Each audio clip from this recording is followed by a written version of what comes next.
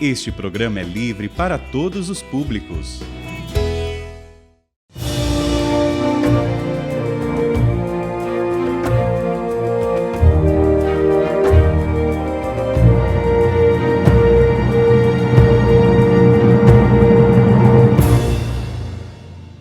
Olá, irmãos. Aqui nós estamos então mais uma vez para continuar e prosseguir o nosso estudo sobre a história da Igreja do Rio Grande do Sul. No último programa nós falávamos a respeito de Dom Feliciano, o primeiro bispo do Rio Grande do Sul, que veio a falecer precisamente a 27 de maio de 1858. O seminário estava formado, mas não construído. O novo prédio era a tarefa para o sucessor. E quem realmente levou adiante este projeto e construiu o seminário São Feliciano em Porto Alegre, nos fundos da catedral, naquele prédio que hoje é a Diocese de Porto Alegre, foi Dom Sebastião Dias Laranjeiras, um grande bispo que veio da Bahia e ficou bispo de Porto Alegre de 1860 a 1828, aliás, de 88. Portanto, 28 anos de episcopado em Porto Alegre. O grande destaque de Dom Sebastião Dias Laranjeiras foi o trabalho em favor da abolição da escravatura. Ele procurou em toda parte, em toda a grande diocese, criar clubes abolicionistas. Isso é, pessoas que estavam trabalhando em favor da abolição da escravatura. E parece que é um destino para ele.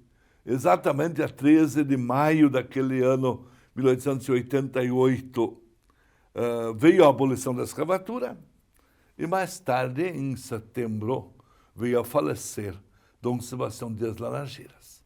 Tinha conseguido o grande objetivo de sua vida. E o seminário São Feliciano funcionando tranquilamente com a presença dos padres lazaristas, que eram da mesma congregação do bispo, que então tinham assumido o seminário São Feliciano. Durante a sede vacante em Porto Alegre, houve uma grande transformação a nível de Brasil. Em 1889, cai o Império. Dom Pedro II vai para o exílio e Marechal Deodoro da Fonseca torna-se o primeiro presidente da República. Ora, a República ela não tem nada a ver com padroado. E a primeira coisa que os republicanos queriam era a separação entre Igreja e Estado. Portanto, esta de a Igreja ser subvencionada pelo governo, os padres receberem a côngrua, os prédios das igrejas serem conservados pelo Estado, isto acabou, a 15 de novembro de 1889. A princípio dava a impressão de que a igreja iria passar por grandes necessidades. Até se fala que o Papa Leão XIII, na época, teria escrito aos bispos do Brasil que ele não estava dormindo porque estava preocupado com a pobre igreja do Brasil, que certamente não teria recursos para se manter. Mas, pelo contrário, para a igreja do Brasil, a libertação do império foi uma liberdade. Foi uma experiência de liberdade. Porque a partir de agora, a igreja poderia se organizar. Ela poderia tranquilamente trazer missionários e missionárias da Europa. Ela poderia cobrar os dízimos diretamente nas paróquias. As paróquias poderiam trabalhar para a sua sustentação e para a formação de novas comunidades. O Brasil poderia facilmente criar novas dioceses. Então, tudo isto estava assim nos projetos do episcopado brasileiro. Em 1890, veio para o Rio Grande do Sul o bispo Dom Cláudio Ponce de Leão.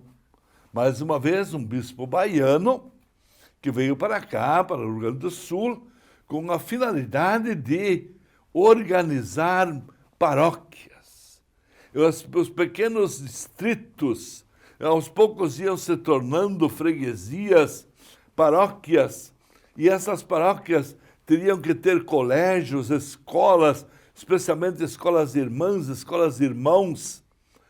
E como agora havia a possibilidade de trazer da Europa as congregações religiosas, Dom Cláudio Ponce de Leão não teve dúvidas. Começou a olhar especialmente agora para as colônias de origem alemã e italiana, porque não havia mais escravos. Então a grande mão de obra seriam os próprios agricultores de descendência alemã e descendência italiana. E elas estavam morando desde São Leopoldo, praticamente já por todo o Vale dos Sinos, Vale do Caí, Vale do Paranhanas, depois também o Vale do Taquari. Em toda parte havia essa colonização alemã e italiana. Então, o que ele consegue?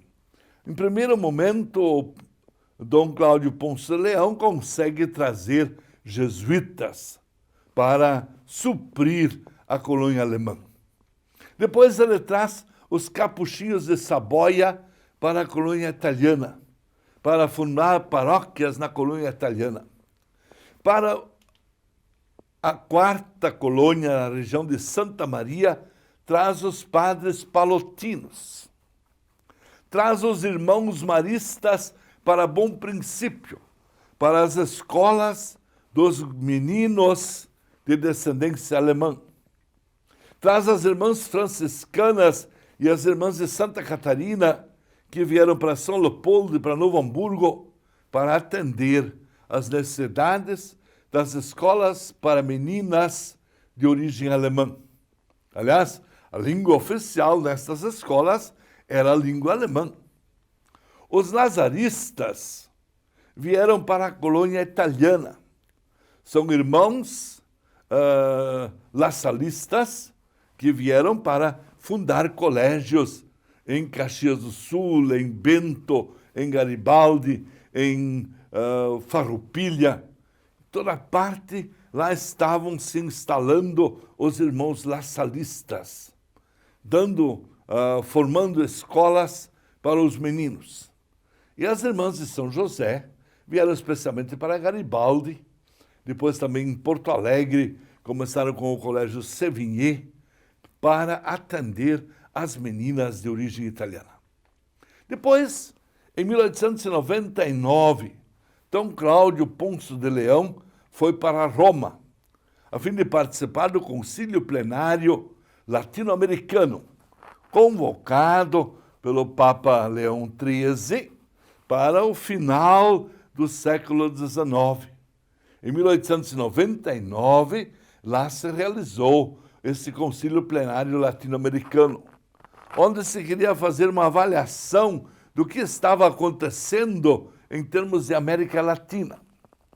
E aí se percebeu claramente como eram bem-vindos aqui para o Brasil, sobretudo para o sul do Brasil, aquelas irmãs e aqueles irmãos e aqueles padres que eram rejeitados na Europa, especialmente pelo Kulturkampf na Alemanha, pela luta cultural, porque lá os países agora unificados, tanto a Itália como a Alemanha, queria ter as suas escolas estaduais, as suas escolas federais, e não precisavam mais tantos religiosos, pois eles eram muito bem-vindos aqui no sul do Brasil, sobretudo.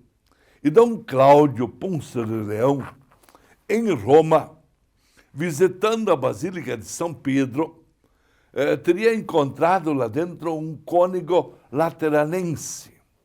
Isto é, um religioso, um cônego, que tinha muitos padres, muitas vocações, E conversando com este cônego lateranense, teria sido convidado para almoçar com eles, e já nesse primeiro almoço, imediatamente, já falaram a respeito das necessidades no Brasil, no sul do Brasil, e sobretudo, Dom Cláudio Ponce Leão queria formar um seminário na colônia italiana. Então, chamou esses cônegos lateranenses para vir aqui à comunidade chamada Santa Lúcia do Piraí. E aí, então, no interior de Caxias, eles vieram, abriram o seu seminário e cuidaram daquela paróquia, daquela comunidade, continuam lá até os dias de hoje. Portanto, quantidades de religiosos vieram para o sul do Brasil nos tempos de Dom Cláudio Ponce de Leão. Recebam todos mais uma vez a benção de Deus Todo-Poderoso, Pai, Filho e Espírito Santo. Amém.